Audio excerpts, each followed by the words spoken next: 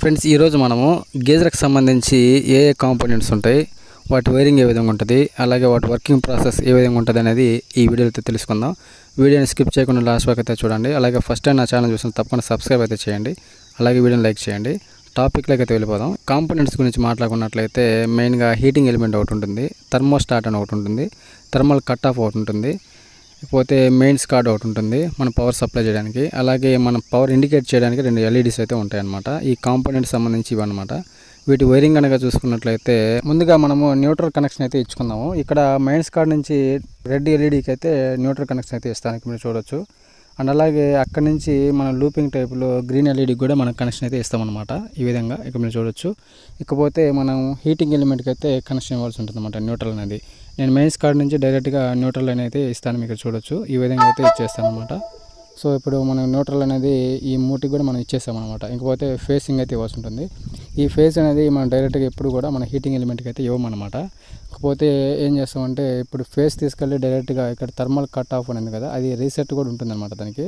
So అక్కడైతే మనం in చేస్తామన్నమాట. ఇన్ చేసినట్లయితే అక్కడి నుంచి మనకు ఒక అవుట్పుట్ వస్తుంది కదా, దాన్ని తీసుకెళ్ళేసి డైరెక్ట్గా మనం థర్మోస్టాట్ అనే దానికైతే ఇన్ చేస్తామన్నమాట. ఇక్కడ కూడా మనకు ఒక అవుట్పుట్ అయితే వస్తుంది కదా, ఆ అవుట్పుట్ని తీసుకెళ్ళి డైరెక్ట్గా మనం హీటింగ్ ఎలిమెంట్కి అయితే ఇస్తామన్నమాట. సో ఇది వచ్చి ఫేసింగ్ సంబంధించింది. ఇకపోతే మనకి ఎల్ఈడీస్ ఉన్నాయి కదా, ఎల్ఈడీస్ వచ్చేసి థర్మల్ కట్ ఆఫ్ అవుట్పుట్ నుంచి అయితే మనము ఈ కనెక్షన్ ఇవ్వాల్సి ఉంటుంది అనమాట. ఎందుకంటే మనకు థర్మల్ కట్ ఆఫ్ వర్కింగ్లో ఉందా లేదనేది మనకు తెలియాలి కదా. సో అందుకోసమని మనం అవుట్పుట్ నుంచి ఇచ్చుకున్నట్లయితే థర్మల్ కట్ ఆఫ్ ఎప్పుడైనా రీసెట్ అయినా కూడా మనకు పవర్ సప్లై రాదు కాబట్టి మనం రీసెట్ చేసుకునే అవకాశం అయితే ఉంటుంది. సో అదనమాట. ఇకపోతే గ్రీన్ ఎల్ఈడీ అనేది మనకి హీటింగ్ అవుతున్నప్పుడు మాత్రం మనకి ఇండికేట్ చేయాలి కాబట్టి మనం థర్మోస్టాట్ అనే దానికి అవుట్పుట్ నుంచి అయితే కనెక్ట్ ఇస్తామన్నమాట. అప్పుడు ఏమవుతుందంటే మనకి ఇక్కడ హీట్ అవుతున్నప్పుడు మాత్రం మనకి గ్రీన్ ఎల్ఈడీ వెలుగుతూ ఉంటుంది అనమాట. సో అదనమాట.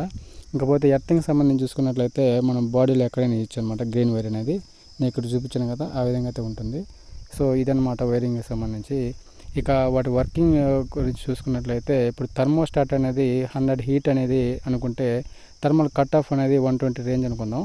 ఇప్పుడు 100 రీచ్ రాగానే థర్మోస్టాట్ అనేది ఆటోమేటిక్గా పవర్ అనేది హీటింగ్ ఎలిమెంట్ పోనీయకుండా ఆపేస్తుంది అనమాట. సో ఇది దీని వర్క్ అనమాట. ఇది ఒకవేళ థర్మోస్టాట్ అనేది పని చేయకుండా పాడైపోయి డైరెక్ట్ అయిపోయింది అనుకోండి, అప్పుడు ఏం చేస్తుంది 100 రీచ్ దాటుకొని కూడా వెళ్ళిపోతూ ఉంటుంది మన హీటింగ్ అనేది. అలాంటప్పుడు ఏంటంటే ఇక్కడ థర్మల్ కట్ ఆఫ్ అనేది 120 రేంజ్లో ఉందనుకున్నాం కదా, ఈ 120 రేంజ్ అయితే ఎప్పుడు వస్తుందో ఆటోమేటిక్గా ఈ థర్మల్ కట్ ఆఫ్ అనేది కూడా పవర్ సప్లైని ఆపేస్తుంది అనమాట, హీటింగ్ ఎలిమెంట్కి వెళ్ళకుండా.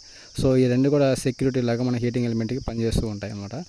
ఒకవేళ ఈ రెండు ఇలా కాకుండా పూర్తిగా పాడైపోయింది అనుకోండి, మనకి పవర్ సప్లై అనేది పూర్తిగా ఆగిపోతుంది అనమాట. అంటే థర్మల్ కట్ ఆఫ్ నుంచి కానీ థర్మోస్టాట్ నుంచి కానీ ఎక్కడి నుంచి మన పవర్ సప్లై అనేది అవుట్పుట్ రాదనమాట. సో మనం ఏదైనా ప్రాబ్లం వచ్చినప్పుడు ముందుగా ఈ thermal start thermal cut off అనే రెండు చెక్ చేసుకోవాలి. తర్వాత మాత్రం హీటింగ్ అయితే చెక్ చేసుకోవచ్చు ఉంటుంది అనమాట. ముందు సప్లై వస్తుందా లేదా చూసుకున్న తర్వాతే హీటింగ్ ఎలిమెంట్ అయితే చెక్ చేసుకుంటాం. సో ఈ ప్రాసెస్ మీకు అర్థమైంది అనుకుంటున్నాను. వీడియోని తప్పకుండా లైక్ చేయండి. Thank you for watching.